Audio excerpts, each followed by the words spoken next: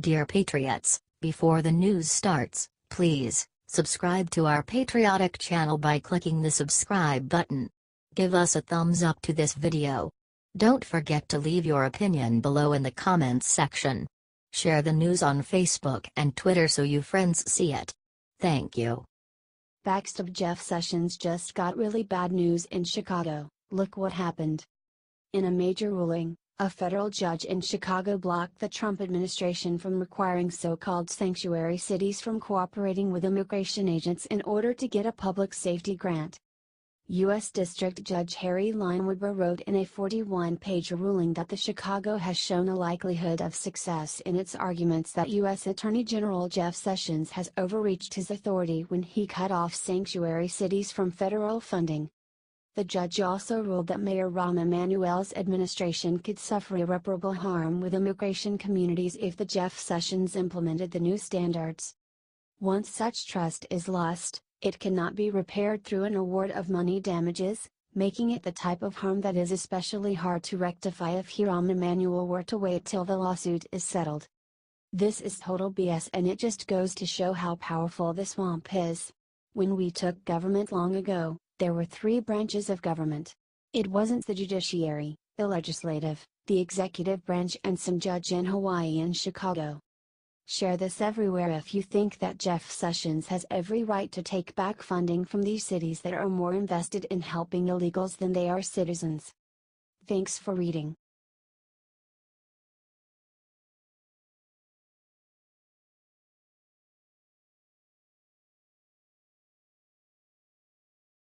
Right after horrible London attack last night, Trump called for ban that Democrats will hate. President Trump made it very clear this morning that he is done with all the politically correct crap that Washington has tried to put him through. The breaking point was the horrible bombing attack on a subway late last night in London. The attack was the work of ISIS and proof that the danger of Islamic terror is far from over. But don't worry, Trump has a plan. He wants to make the ban on people entering from terror countries even bigger, tougher, and more specific.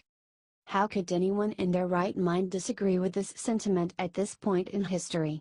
Clearly, the dangers of radical Islamists is felt worldwide. We need to stand together now more than ever to defeat it. Now, this is obviously not to say all refugees are bad. There are bad ones and good ones, same as anybody. The problem is that it's impossible to vet people in many of these countries because they have no real government records. If you think it's high time America takes the threat of terrorism seriously instead of using it only for political gain and not actually stopping it, share this and make it known to everyone.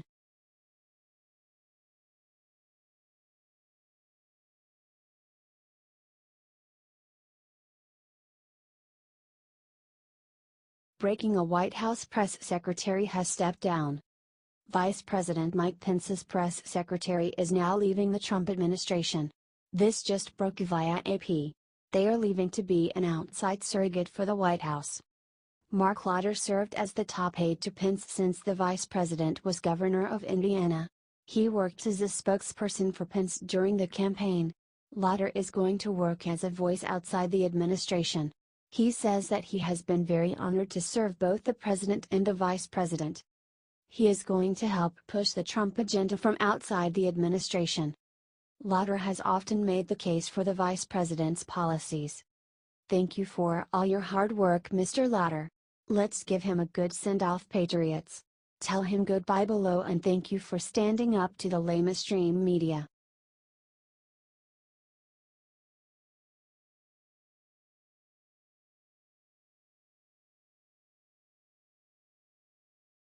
Shots fired: nobody will watch ESPN after what Sarah Sanders just released about them. White House Press Secretary Sarah Sanders stood by her report that it was a fireable offense for Jemele Hill to call President Trump a white supremacist. Sanders reiterated her stance from earlier this week at Friday's briefing after Trump's tweets on the subject. Several reporters followed up with Sanders and asked if the White House believes that Hill should be fired. "It's not my decision to make for a private company," she responded. Sanders then said that ESPN set a standard by punishing on-air personalities for political statements but not punishing Jim. Cohn was told by her ESPN boss to stay home from work after questioning ESPN's business decisions in April. Share this everywhere if you will not be watching ESPN anymore. Let's show them the thousands of Trump voters that will not be watching their stuff anymore. We are tired of their political messages.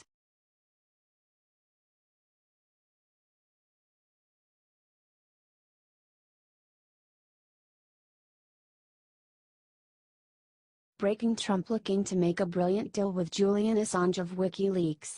Democrats are done. For nearly a year now, Democrats have been claiming that it was Russia that hacked the DNC and exposed private emails to the world. The left says it is proof that Russia was colluding with the Trump campaign to ensure his presidential win. Julian Assange, the owner of WikiLeaks, has made it clear that Russia had nothing to do with the hacking and he has the documentation to prove it. It looks like the truth is finally going to come to light. President Trump is looking at a deal with Julian Assange that would pardon him in exchange for the truth about who hacked the DNC. The Hill reports. Representative Dana Rohrabacher, Republican California, sought a deal with the White House that would grant WikiLeaks founder Julian Assange a pardon or other act of clemency in exchange for information that he said would absolve Russia of blame for the 2016 email breach at the Democratic National Committee. In a phone call with White House Chief of Staff John Kelly on Wednesday, Rohrabacher said that the deal would involve President Trump issuing a pardon or something like that to Assange. In exchange for the pardon, Assange will provide a storage device containing evidence that Russia was not behind the DNC email hacks that led to the release of embarrassing internal messages last summer. The FBI attempted to investigate who actually hacked the DNC shortly after the incident, but the Democratic National Committee refused to hand over their servers for examination. We may now learn why they were so hesitant to have their computers scrutinized. If it wasn't Russia that hacked the DNC like Assange says, the entire narrative about Russia hacking the election will be blown out of the water. This is a smart move by our president and Democrats have every reason to be scared.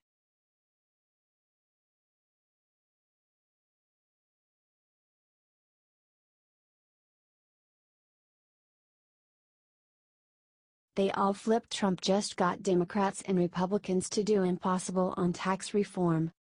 For years all we have heard that it was impossible to make Congress work because of how politically divided they are. Well, President Donald Trump just did the impossible today. After a bipartisan meeting this afternoon between Democrats and Republicans about tax reform, something amazing happened. They agreed.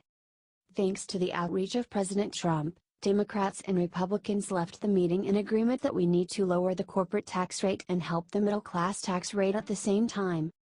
After leaving the meeting, Representative Vicente Gonzalez, a Texas Democrat, told reporters, "I'm ready to work with the Republicans on anything that makes sense. We do have one of the highest corporate tax rates in the world, but I think also we need to find ways that will give relief to the middle class and working class."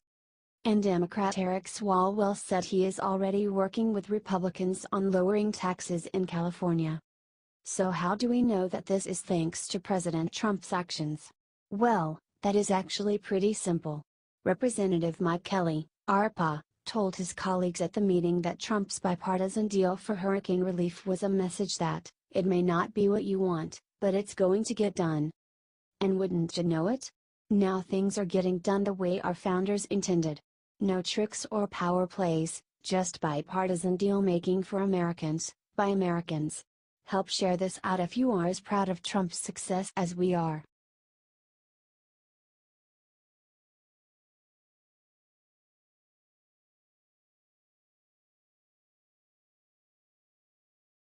Ex-Washington Post reporter threatens to kill Trump with witchcraft, see what happened to her last victims.